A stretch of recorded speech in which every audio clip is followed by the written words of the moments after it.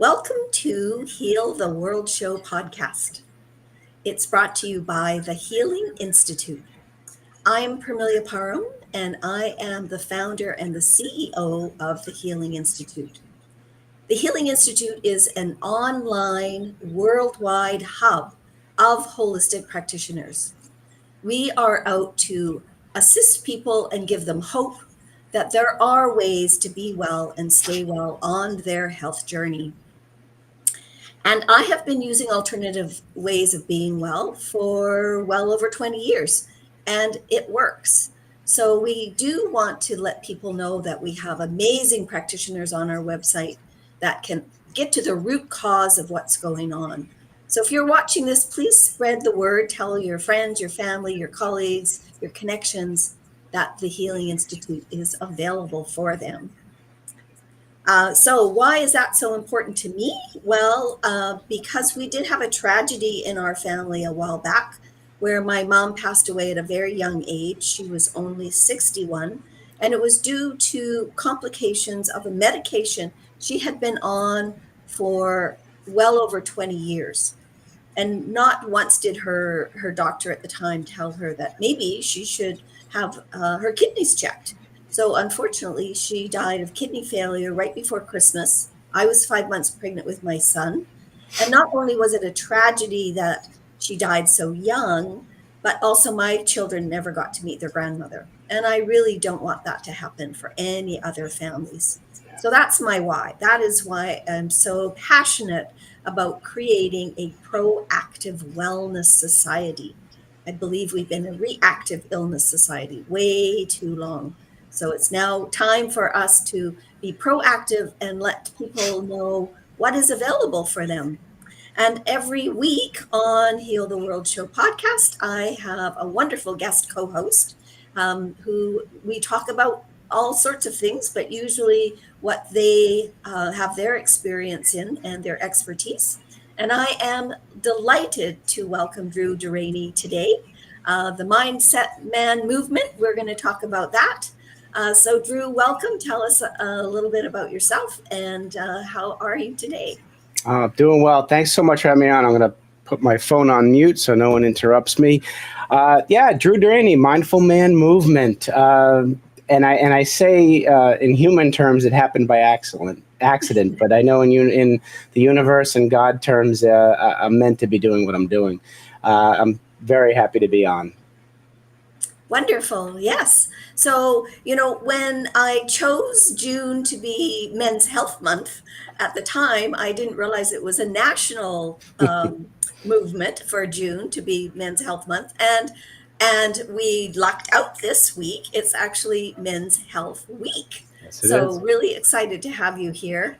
And we do want to talk about, you are a self discovery coach. I believe that's what you said, self-discovery coach. Mm-hmm. And so we want to talk to about a little, I want you to give us some examples of your clients that you work with so that people will understand, well, what does a men's self-discovery coach do? Absolutely. Yeah, very good question. And my clients are my younger self. I guess to put everything into context as to why I'm doing what I'm doing, I go back to around that's 2015 when I tell people about the start of my story, even though the journey has been 55 years. In July of 2015 is where that linear life that I was promised growing up started to take a circuitous route. And that was when I found out from my best friend my wife was going to leave me. And the children at that time were 9, 11, and 13. And so that was really a pivotal moment because at that time, everything was going the way it was according to plan. And I was blindsided. And there are many reasons why I know now I was blindsided is I didn't have much self-awareness. Mm-hmm. You're born and by 7 to 10 years old, greater than 50% of your belief system about the world and your belief about yourself is formed for you. And by the time we're 18, it's about 90%. And many of us don't challenge that belief system because we think it's our own. And it took what I call, 4 faith-shaking moments of my life to really hit me and allowed me to realize that these challenges in life are more opportunities than they are barriers to become a better person. And I didn't Beautiful. realize that during the marriage. Yeah. And so we went through 3 years of mediation, and then where the big stuff started to happen was in 2018 in April. The divorce was final, so I got the paper closure that the legal closure that the divorce that the marriage was over. And approximately 6 months later, I got fired from my last hospital job. I worked in healthcare for 24 years in the hospital industry, and again, I was blindsided, but there's again reasons why that happened. 10 days after I got fired, my son, who was 14 at the time, had suicidal ideations, which ended up stemming from the divorce and his mother leaving. And then Christmas Eve of 2018, my father unexpectedly got sick and passed away. So in a 9-month span, those life-altering situations hit me, and I was a man at the time who really based my self-identity on my marriage and my profession. And in 6 months, both were gone. And then all of a sudden it's my son and then my father. And I fell into a downward spiral of the blame game and victim mentality. And I was ready to take my life. The thing is, I had promised myself that I'd be the best father I could be. And the lessons I would have taught my 3 children, having done that, would have been quite contrary to what I promised. Yeah. That's and why oftentimes I'm where that's I what am. happens, both men and women, but we are talking about men today, is that you have this idea because you've been conditioned to have this idea of what it's like to be a man and to be a husband and to be a provider. And then all of a sudden, when those things are not there, as you mentioned, losing your job, losing your marriage breaking down, almost losing your son, and losing your father. Those are huge traumatic events that happen. So tell us what happened. What did you go for counseling? Did you start to be more introspective as to why these were happening, why these were showing up? Yeah, well, it's a very good question, because back in 2007, I ended up having a panic attack while I was working at the hospital, and I thought it was a heart attack. And I didn't really pay much attention to the mental health aspect of it, because I thought I was having a physical issue. And most of us, men and women alike, we ignore the internal stress. And 85% of physical ailments are due to the unaddressed internal stress. Absolutely. So the body then puts something physical on us. So I got diagnosed with a panic attack, and I didn't really know what those were. And I was sent to a psychiatrist. And quite honestly, where I am right now is why I'm fighting back, because I was put on antidepressants and anti-anxiety medications without really the deep dive into the core reason why I was having those symptoms. So the masking of the symptoms, which is what's happening in this country by throwing medications at us, is very dangerous, because it numbs us to the true reason why things are happening. And so at that time, I didn't do anything but take the meds and continue my life the way it was. And you're talking 8 years later when my wife left me. So those additional 8 years, nothing much changed except for me doing the same stuff and just taking the medication. And I think you make a really great point there, Drew, because oftentimes that is what happens. We have been conditioned over the last 50 years. Something is not right with us. We go to the doctor. The doctor usually prescribes medication of some kind, but that's not getting to the root cause of what is going on with us. Whether it's physical, emotional, mental, or spiritual, we need to get to the root cause. Absolutely. And so that's what I'm loving about this whole new holistic way of looking at health, is because we're getting to the root cause. Yes, absolutely. It's one of the best things that happened.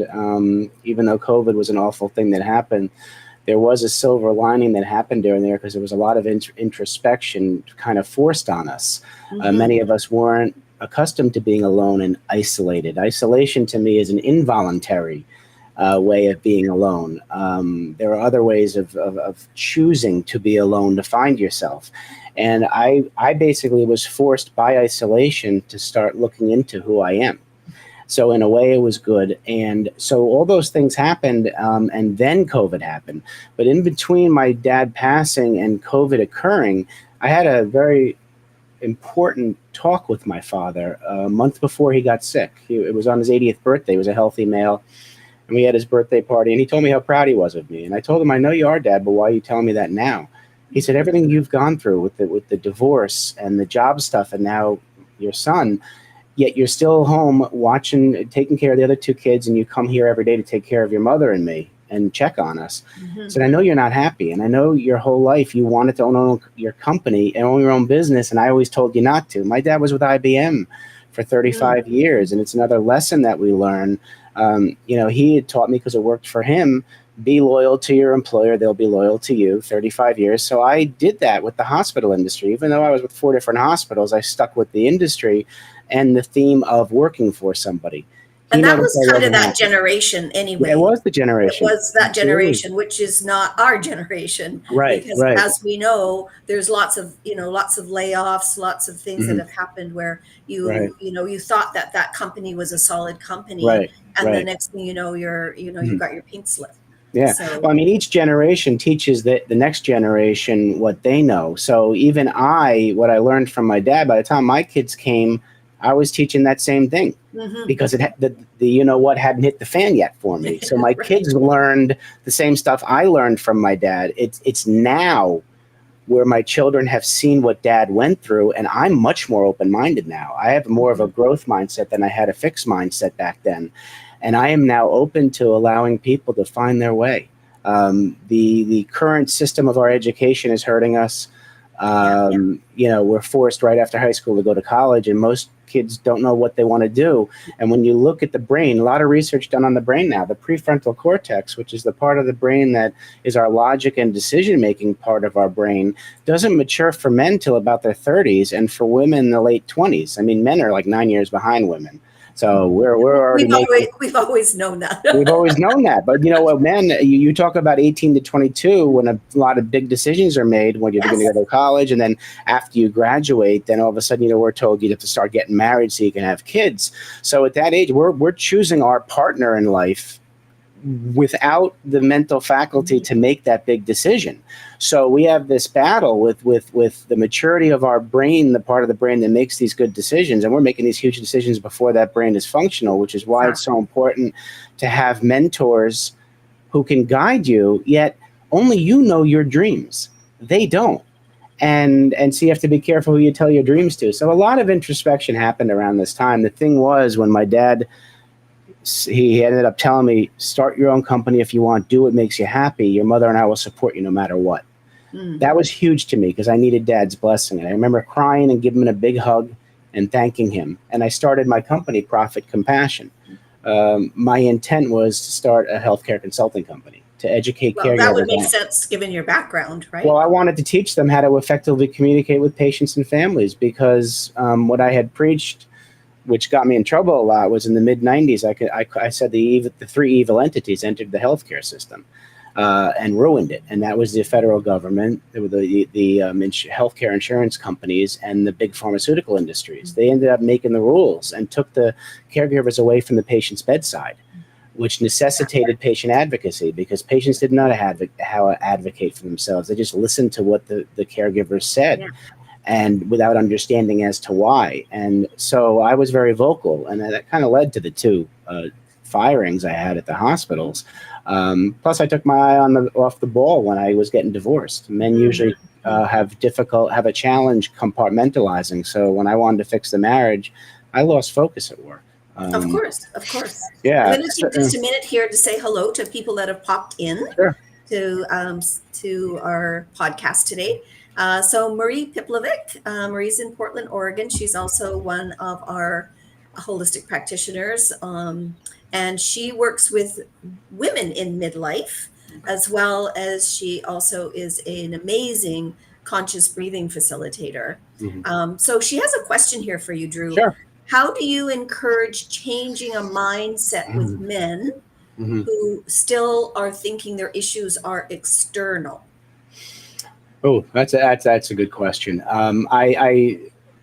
there's three types of men out there, I believe. There's that man number one, which is the same as woman number one.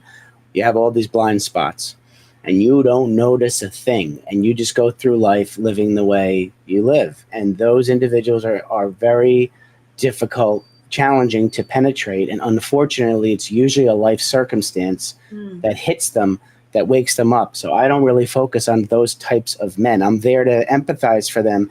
But if they don't see something, yes, I encourage them to come into my self-discovery coaching practice, because I'll hold up that mirror and I'll show them their blind spots. But you have to be willing and able to enter into that type of relationship. So that type of man right now is unfortunately lost for a while until he starts to see others do things. So then there's man and woman number two, who sees that adversity in life, yet still sees it as a barrier and sees themselves as a victim. That blame mentality. Those are the men I like to start with by asking, how accountable are you for what has happened? If they start with, I'm not, it's that thing, I help rein them in by saying, let's talk about accountability. Could you have done something different? If it came again, what would you do differently? Once you start to talk with somebody about what would you do differently if the same situation happened again, you can get an idea if they've changed it all, and then you try to narrow that gap and get them to do that all the time. So I like to start with man number two. The easiest man to work with is man number three, the one who sees the adversity, the one like me. Either you get that tap on the shoulder in life or the 2x4 upside the head, that now you're realizing these external circumstances, they're opportunities for a better life. I'm not a victim. I can change this. I can change my thinking. Those are the easiest men for me to work with. And those are most of the men I work with in my men's group. All right. So my men's group is attracting those men who have started on the personal development journey. And they're ready and willing. They're ready, willing, and able to change their paradigm, so they know that they can have more control over their their response to an external circumstance.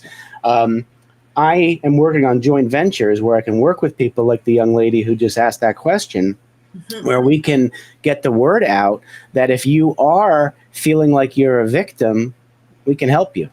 Yes. And that's where the growth mindset starts to shift, when you realize, oh my gosh, you mean I have control over what I'm thinking? My thoughts are illusions? They're just, and oh my goodness, I'm taking responsibility for my thoughts, and I'm not going to be blaming somebody else. Well, we're often taught not to be accountable, and not just with our thoughts, with stuff that happens. When I got fired, when all that stuff happened with me 5 years ago, I blamed my wife for the divorce. I blamed my boss for the firing. I blamed myself for my son. I blamed God for my dad. Imagine living your life in complete victim and blame mindset. What I needed to do to answer part of that question, I had to work on myself before I can help other men. And in all my work, the answer is to you, I had left my therapist. Back in, when I had that, in 2015, I ended up getting into a car accident. And that was the precipitation of her leaving me, because I had left my therapist and stopped taking my depression and anxiety medication. And she thought I tried to kill myself in the car accident. I didn't. I had what they call highway hypnosis, where you're thinking of a million things, and then you finally realize, oh, shoot, I should have taken that turn. So with that, that's what precipitated her final straw kind of thing. So I hadn't gone to a therapist. I have since have the right people in my realm, but I really hang around a lot with people who are into energy healing and holistic medicine rather than the therapists per se.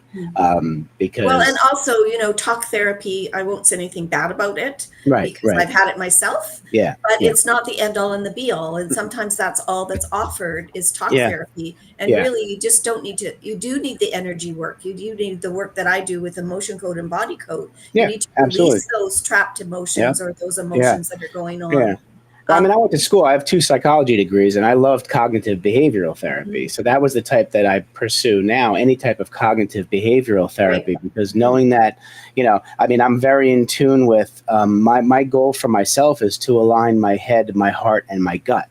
they all need to talk to each other. And so, my nervous system needs to understand. And when you weigh and measure decision making, I had in the past had a tendency to overthink and let my brain make the decision. Well, I wrote a book during this whole thing, which kind of woke me up, which is why just to get back to my story really quickly, after my dad died, I let my dream die. So I didn't start the healthcare consulting company. I ended up buying a franchise, doing business and I helped companies save money for 3.5 years. It just wasn't my passion. I just did it because now I had a company. I was lost. It was during writing my book, I realized through an epiphany, I walked away from that franchise. I breached the 10-year contract and I started doing the Mindful Man movement stuff because I realized the more I told my story out loud to people, the more I healed from within. Exactly. The answers are within, and most people don't believe that. I learned it by accident. We're not taught that either. We're not. No, we're not. We're not taught that as women, but you're definitely not taught that as men. Absolutely not. It's always the external that's going to make you happy or is going to fulfill you. Yeah. Marie's got another great question here. Yeah. How do you men? I think she must mean how do you help men let go of relying on automatic take the meds instead of looking for the root cause? How do you rephrase that again? How do you what? How do you get men? I think she means how do you help men let go of relying on the automatic take the meds instead of looking for the root cause? Oh, the automatic take the meds. Okay, all right.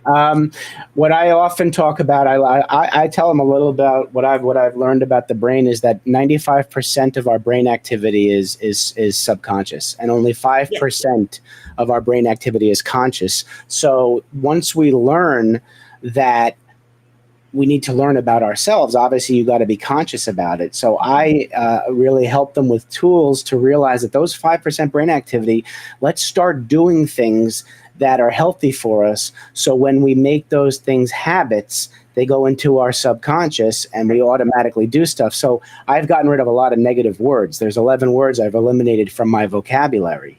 And by practicing that consciously, I don't even think of those things. And those are all the self-limiting type words that are in our vocabulary. And, when I do my talks, I do talk a lot about not allowing yourself to address the symptoms. Dive deeper than the symptoms. Because once you are, you're on a mission to find out why things are happening. Address the why when the what is happening. Then you don't automatically say yes to being put on the meds. Understanding that the symptoms are telling you something. Well, yeah. I mean, just that one statistic I told you about 85% of physical ailments stem from unaddressed internal stress. That's one of the first things I tell people. Because, women are more in tune to what's going on inside. They're more self-aware, so they'll do something about it. Then they have a lot of conduits of help out there. Men first are programmed not to address any emotional stuff. We're told to suppress things. I've learned that there's natural toxins in our tears. I mean, God made tears for a reason, to release them because toxins are released. Men are told don't cry. So we're taught and we listen and we have a choice. We choose not to, so we keep those toxins in. And then emotional toxins are released when we ask for help or share our story. And we're told not to do that either. Exactly. So if we're listening to that, we're supposed to suppress stuff, and we now know, we've learned that suppressing stuff is unhealthy, now it's on us. There's the accountability. So we need to be an educated consumer when it comes to our bodies and our minds and our souls, and not just blindly listen to the garbage that's out there. Let's forget the headlines. Let's read the whole article and read how they do the research. So that'll get you away from the symptom thinking. But unfortunately, most of us are paralyzed by social media and mainstream media, and we just listen to this outside stuff, which is headlines. And most people are still into immediate gratification. They don't realize the importance of delayed gratification, how healthy delayed gratification is. Well, and the toxicity that comes with all of that media gratification. Absolutely. It's poisoning us. And it's brain. A lot of what is out there, really is not true or We're being on the edge of brainwashed. not being true. I We're just being want to say brainwashed. Yeah. hello to Dr. Medlena Kanskoff from Germany. Hmm. She's one of our advisory board, so Hmm. we're happy to have you here. She has a lovely comment for you, Drew. Okay. What a beautiful support of your parents, she says. Oh, thank Yeah. you. Thank you. Thank you. Dr. Medlane is wonderful. Thank you. And what else she's got? The answers are always within. Hmm. I think Marie's got the types are number one, blind spot, number two, blame victim, number three, opportunities. This is a great way to look at types of men and women and to focus on helping those who are ready and willing to receive our help. Yeah. Oh, thank you. Thank you. I'm glad that's helpful because it's helped me articulate it better to people. Yeah.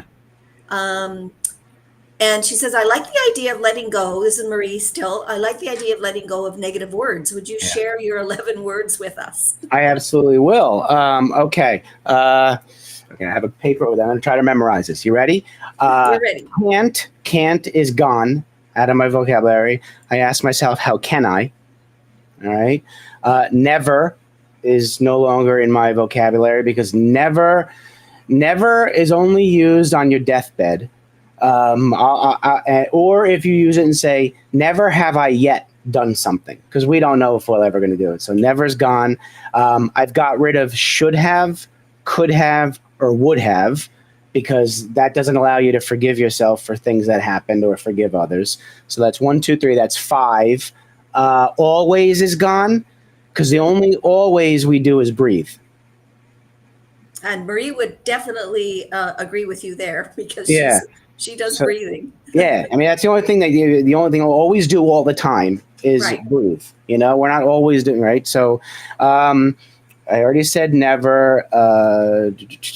Forget the other ones. But but and however, I've gotten rid of those. I use and yes. Yeah. Because what happens words matter. What happens if you say something good and then separate a sentence with that filler word of but and however, that people who know this the other shoe is falling, they know something negative's coming. So you end up negating all the positive when you throw those two filler words in. So either put a period after what you say and start a new sentence, or say and.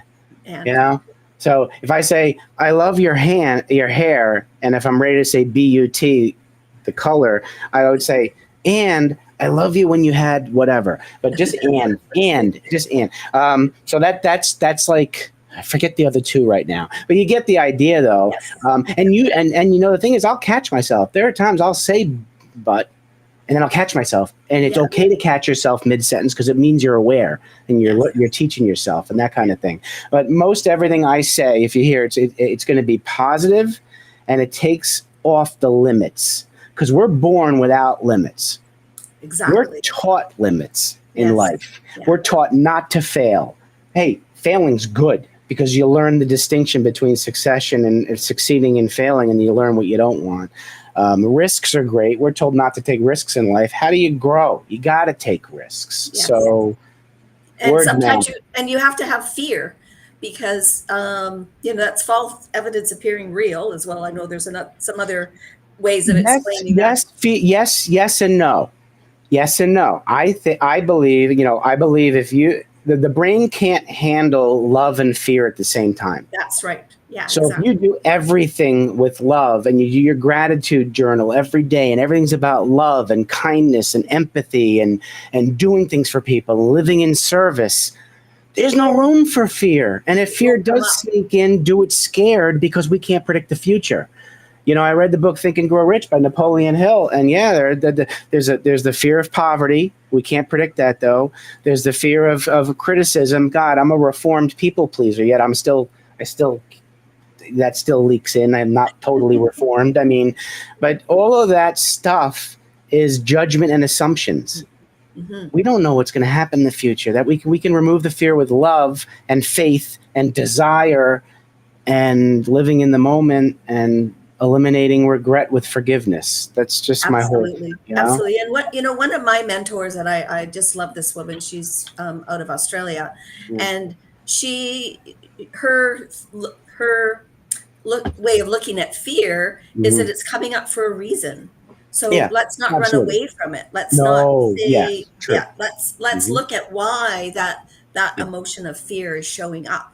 Yes, I agree. Because it's trying to tell us something. Yeah. It is telling us something. Yeah. Yep. So Dr. Madlena's got a couple more little messages here, which is wonderful. Hmm. Um, yeah, eliminating the negative words is a great start, Yeah. and addressing the why of what is happening. Yeah. Emotional toxins are released when we share our stories. Hmm. And Marie says, yes, breathe in capital letters. um, and Dr. Madlena says, absolute powerful information, Drew. Thank you. And Dr. Madlena is, she works with men and women, Okay. and she's been working with men a lot. Sure, her title is Living Your Best Life Guide. Oh, I love that. Yeah. Marie says taking off the limits is so powerful, gives us room to breathe more freely and openly and gratefully. And Dr. Madlena says when you live your life of service, there's no space for fear, which Mm, we can all agree to that love for that. sure. Yeah. Yeah.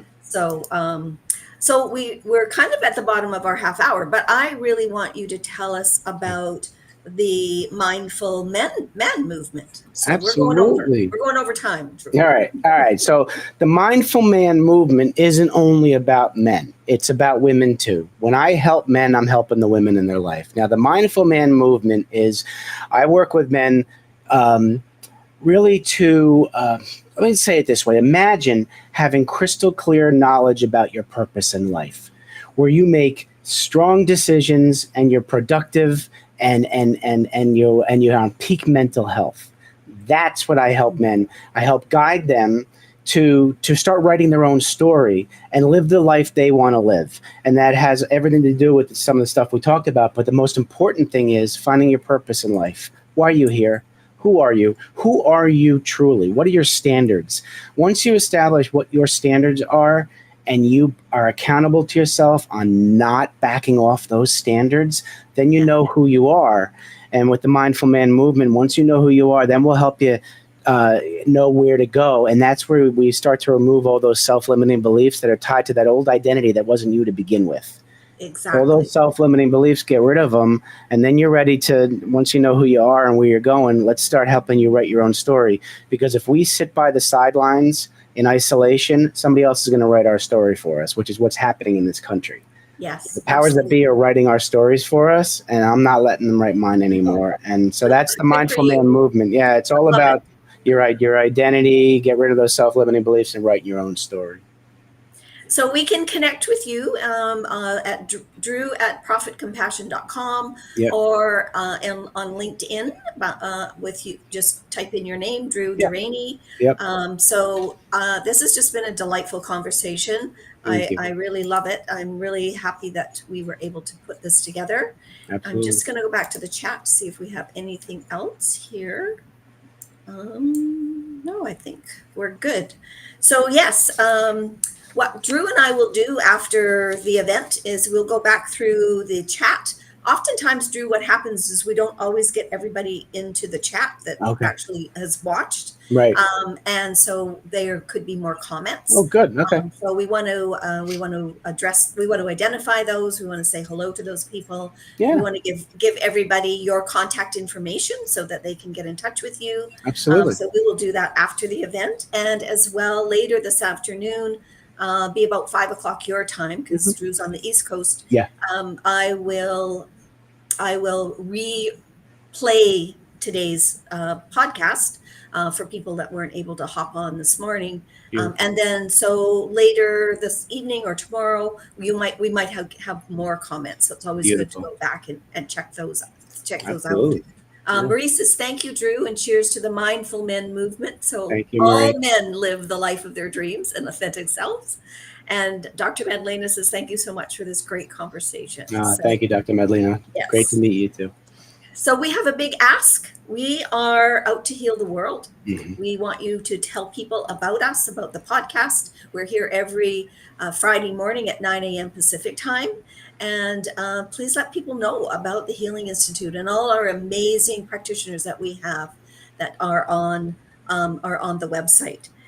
So you know, we love to have I love to interview people that are really helping the world and helping people in the world to find themselves. You know, one of the things that, as you were mentioning about purpose earlier, it's like, you know, that needs to be a course taught in school, like from elementary school, that people get to define what their purpose is, to their true selves. Because, you know, once you know what your purpose is, and, you know, heaven forget it, you know, it took me over 50 years to figure out my purpose was. But once you have that purpose, then you kind of have a roadmap as Of to course. where you want to go. Hmm. So yes, we want to ask you to let people know about us, those of you who are watching. And again, you met another amazing practitioner today, Drew Deraney. Thanks so much for being on the podcast. No, it's my pleasure, and I wish everybody the best.